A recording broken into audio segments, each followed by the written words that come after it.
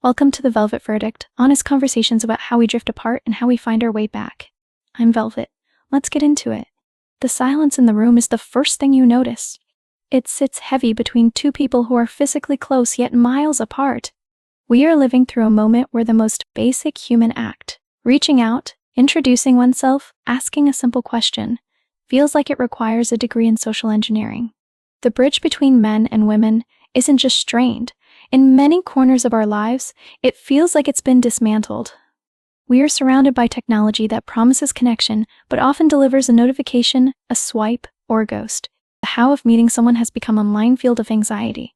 A man might feel like a stranger in his own neighborhood, unsure if he has the right to speak.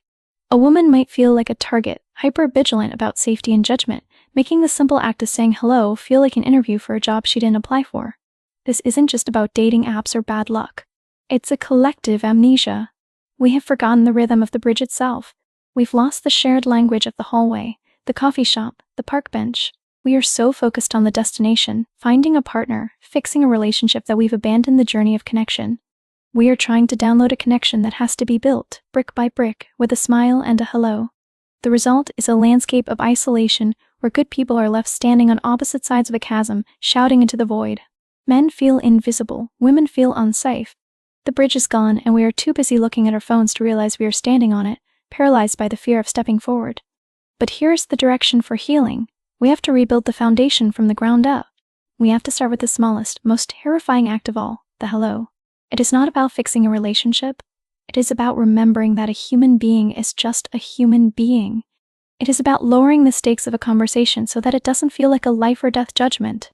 We have to practice the art of being kind to a stranger simply because they are there. The bridge won't hold the weight of a marriage if it can't hold the weight of a conversation. Let's start by walking across it, one small step at a time. So, we start with a conversation with a stranger, one small step at a time. But as we walk across that bridge, a bigger question looms. Is this just a generation failing, or is something fundamental about how we relate to one another broken? It feels less like a temporary glitch and more like a structural shift. For decades, the social fabric was woven differently. Men and women were often bound by circumstance, shared homes, shared responsibilities, a community that demanded they show up for each other. Today, those tethers have loosened. We have unprecedented freedom to opt out, to retreat into our own corners, to find validation in algorithms rather than in the messy, unpredictable work of human connection. The data suggests we are not connecting less because we are incapable of it, but because the architecture of our daily lives no longer forces us to. We have traded the friction of face-to-face negotiation for the smooth, sterile ease of digital interaction. We can curate our online personas to be more likable than we are in person, but that curate itself cannot hold the weight of a real relationship. It is a comfortable illusion that protects us from the very thing we crave, the risk of being truly known. There is a profound loneliness in this safety. We are surrounded by billions of other people, yet the bridge feels thinner than it ever has before. The collapse isn't necessarily a rejection of the other sex. It is a withdrawal from the vulnerability required to meet them. We are building walls of self-protection that look like independence but function as isolation. So, is this a failure of character or a failure of design? Perhaps it is both. We have designed a world that makes connection optional, and now we are paying the price. The bridge is there, sturdy and waiting, but we are too afraid to step onto it. We are waiting for the other person to reach out first, creating a standoff where two people are desperate for a handshake, but neither knows how to break the silence. The challenge then is not just to talk to a stranger, but to figure out how to trust the bridge itself. We have to decide that the risk of connection is worth the cost of isolation. We have to choose, against the grain of our convenience, to be brave enough to be real with someone who might not like us, just so we can be real with ourselves. The collapse is not inevitable. It is a choice we make every day, in every interaction, to step forward or to stay safe in the dark. Let's choose to step forward. What the data shows, the widening gap. The numbers paint a stark picture of a generation navigating a landscape of profound isolation. Among U.S. adults under 30, just 40% say they are doing extremely or very well at having good relationships with other people, compared with 72% of adults ages 65 and older. This isn't just about romance, it is a widespread crisis of connection. Only 18% of adults under 30 say they are doing extremely or very well at managing their stress, versus 58% of adults 65 and older. The toll on their internal state is visible, roughly a third, 36% of U.S. Adults under 30 rate their own mental health as only fair or poor, compared with a mere 9% of adults 65 and older. Perhaps the most striking statistic is the sheer volume of men standing alone. 63% of men under 30 describe themselves as single, compared with 34% of women in the same age group. Yet, the data suggests many aren't actively seeking a fix. 57% of single U.S. adults say they are not currently looking for a relationship or even casual dates. This is not a failure of effort on their part, but a reflection of a landscape that feels too risky, too confusing, or simply too exhausted to navigate. Friendship, the bedrock of human connection, is also fracturing. Just 32% of adults under 30 say they have 5 or more close friends, compared with 49% of adults 65 and older. The feeling of being unseen is acute, 25% of U.S. Men ages 15 to 34 said they felt lonely a lot of the previous day, compared with 18% of young U.S. women and 18% of U.S. adults overall. We are living in a paradox of connection. 86% of U.S. adults ages 18 to 24 were living without a spouse or partner in 2023, the highest share of any age group. And Americans aged 15-29 spent about 45% more time alone in 2023 than in 2010. Roughly 4 hours a day alone in 2010, rising to about 6 hours by 2023. These are not just statistics. They are the lives of real people trying to find their way. The data confirms what we feel. The bridge is broken, and we are all on the wrong side of it, waiting for someone to reach out. But the fact that we can measure the gap means we can also measure the work required to close it. It means we can stop guessing and start building, one honest conversation at a time. What the data shows, the dating landscape. The bridge is broken, but the specific reasons why vary wildly depending on who you ask. When we look closely at the mechanics of modern dating, a clear picture emerges of a landscape where everyone is navigating different obstacles. Nearly half of U.S. adults say dating has gotten harder for most people in the last 10 years, while only a small fraction believe it has gotten easier. This isn't just a feeling, it's a shared reality. Yet, the experience of that difficulty is deeply gendered. Women are far more likely than men to say dating has gotten harder, and they are twice as likely to point to increased risk as the reason. For many women, the world feels more dangerous, and that caution shapes every interaction. Men, on the other hand, face a different kind of wall. Among those who find dating difficult, men are much more likely than women to say a major reason is simply that it's hard to approach people. This barrier is particularly acute for those under 40, where 65% cite this difficulty compared to just 27% of older daters. The fear of rejection or not knowing how to start a conversation keeps many from even trying to cross the threshold. Technology has introduced its own unique set of anxieties. Among those who find dating difficult, women are far more likely than men to say a major reason is that it's hard to find someone who meets their expectations. The sheer volume of choices online can make it feel like no one is right. This is compounded by the phenomenon of being ghosted. About 4 in 10 young adults have experienced this, leaving them feeling discarded without explanation. Furthermore, the conversation around safety has changed the rules of engagement. A significant majority of Americans say the increased focus on sexual harassment has made it harder for men to know how to behave on dates. This creates a paralysis where men are afraid to be friendly, and women are left wondering what is safe. Finally, the digital interface itself breeds insecurity. Online dating users report feeling insecure about the lack of messages received, while simultaneously feeling overwhelmed by the sheer number of messages sent. For many women, the experience is further marred by unwanted explicit messages, creating an environment of distrust. We are all holding different pieces of the puzzle, trying to fit them together in a world that feels increasingly fractured. The data shows us the cracks, but it also shows us that the fears are specific and therefore they can be addressed. The roots? The education failure. The bridge feels like it's collapsing. The reason isn't just that we stopped building it, it's that we never really taught anyone how to cross it in the first place. For generations, the blueprint for romance and connection was supposed to come from home and school, but for many, those classrooms were empty.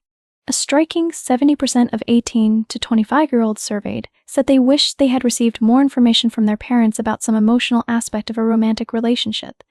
It suggests a profound gap in the most fundamental training ground we have, the family home. When parents, often struggling with their own scripts, are silent on the messy, vital work of love, their children are left to guess. They learn by osmosis, watching models that are frequently flawed or absent, and then they are expected to navigate the complexities of a partner with no manual. The school system, tasked with filling that void, has largely failed to provide the tools it should have. Only 65% of 18 to 25-year-olds wish they had received guidance on some emotional aspect of romantic relationships in a health or sex education class at school. This number is high, but the fact that so many felt unprepared points to a systemic neglect. Schools excel at teaching biology and mechanics, but they are woefully unequipped to teach the psychology of connection, the art of repair, or how to distinguish between a feeling and a fact. The result is a generation of adults who are technically capable of loving, but relationally inexperienced. They are handed the heavy responsibility of partnership without ever being shown how to hold it. We are not dealing with a failure of character on either side of the divide, we are dealing with a failure of preparation. The bridge isn't broken because men and women are fundamentally opposed. It's broken because we never told them the skills to build it together. This is not a reason to blame parents or schools, but rather a clear direction for healing. The solution lies in what we can do today. We must become the educators our parents couldn't be. It starts with the willingness to talk openly, to share our own vulnerabilities, and to teach the next generation that relationships are a practice, not a performance. When we stop hiding the mechanics of love, we begin to rebuild the foundation. We must become the educators our parents couldn't be. It starts with the willingness to talk openly, to share our own vulnerabilities, and to teach the next generation that relationships are a practice, not a performance. When we stop hiding the mechanics of love, we begin to rebuild the foundation. But to rebuild, we first have to see the damage clearly, without pointing fingers. For men, the bridge often feels like it collapsed because the ground beneath them turned to quicksand. The pressure to be the provider, the protector, and the problem solver in every moment creates a heavy, isolating weight. Many men don't know how to express fear or sadness because they've been taught that admitting it makes them weak. This isn't about stoicism, it's about a lack of tools. When a man feels misunderstood or dismissed, he often retreats into silence, not out of malice, but because the door to connection feels locked from the other side. For women, the collapse feels different. It often comes from a sense of overwhelm and a deep, gnawing insecurity about safety. Navigating a world where they are frequently judged or objectified creates a defensive posture that makes vulnerability feel risky. The expectation to manage the emotional labor of a relationship, combined with the pressure to be everything to everyone, can leave women feeling drained and defensive. When a woman feels unheard or taken for granted, she may pull back to protect her own energy, creating a distance that feels like rejection to the man on the other side of it. The tragedy is that neither side is wrong for reacting this way. A man retreating into silence is often a cry for safety, not a rejection of love. A woman pulling back into defense is often a plea for respect, not a desire to be alone. The bridge didn't break because one side attacked the other. It broke because both sides were fighting battles they couldn't win alone. Healing begins when we stop trying to fix the other person and start understanding their fear. It means a man learning that sharing his fears isn't weakness, and a woman learning that her defenses don't mean she doesn't trust him. It is the mutual realization that we are not enemies trying to defeat each other, but two frightened people trying to find our way home to each other. When we validate these unique pressures, we stop the cycle of blame and start the work of repair. So where do we actually go from here? We don't fix this by trying to be perfect or by forcing ourselves into a mold that feels wrong. We fix it by being real. The bridge rebuilds itself, one honest conversation at a time. The first step is to lower the volume on the defense. When a man shares a fear, or a woman admits a need, the most powerful thing the other person can do is simply say, "I hear you." It is the quiet understanding that their vulnerability is not a weakness to be exploited, but a gift that is being offered. If we can create a space where being human is safe, the walls start to come down on their own. We also have to learn a new language. Too often, men and women speak past each other because we are using different dialects for the same feelings. A man might express care through fixing a problem, while a woman might need to just be heard. Neither is wrong, we just have to translate. It means asking, "What do you actually need right now?" Instead of assuming we know. It means slowing down long enough to understand that a request for connection isn't a trap, and an offer of help isn't a criticism. Finally, we have to shift our view of dating itself. We are tired of treating potential partners like a checklist of qualifications to be vetted. We need to remember that the person sitting across from us is a human being with a life story, just like us. The goal isn't to find someone who completes us, but to find someone who walks beside us. Rebuilding this connection starts with the smallest acts of courage, reaching out when you are scared, listening when you could be talking, and choosing kindness when you could be winning an argument. When we stop fighting each other and start fighting for the possibility of love, something miraculous happens. We realize we aren't alone in the struggle, and that together we are stronger than any fear. The bridge isn't collapsing because we are broken. It's collapsing because we've been afraid to lean on each other. The data shows us the distance, but it can't measure the courage it takes to close the gap. We have to admit that the fear of being wrong, of being rejected, or of being hurt is a heavy load for any one person to carry alone. But here is the direction for healing. We have to be willing to be vulnerable. It starts with a small risk. A man might share a fear he's never voiced. A woman might express a need she's been too proud to ask for. When we do that, we aren't giving the other person an excuse to hurt us. We are giving them the only thing that can actually change the outcome: our trust. The desire to connect is the seed of the solution. It is buried under layers of defense mechanisms, past wounds, and the noise of our daily lives, but it is there. When we tend to that seed with patience, we find that the other side of the bridge is waiting too. They want to meet us halfway just as much as we do. So let's choose to build it, brick by brick. Let's choose to believe that the next conversation could be the one that breaks the cycle.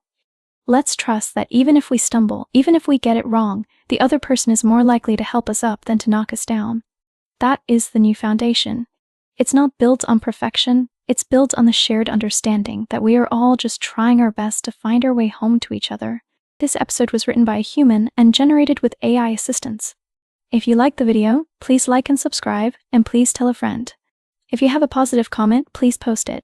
We would love to read them and see if we are helping anyone. And if you have positive feedback, we would like to hear that as well. Thank you, everyone. God bless. See you in the next one.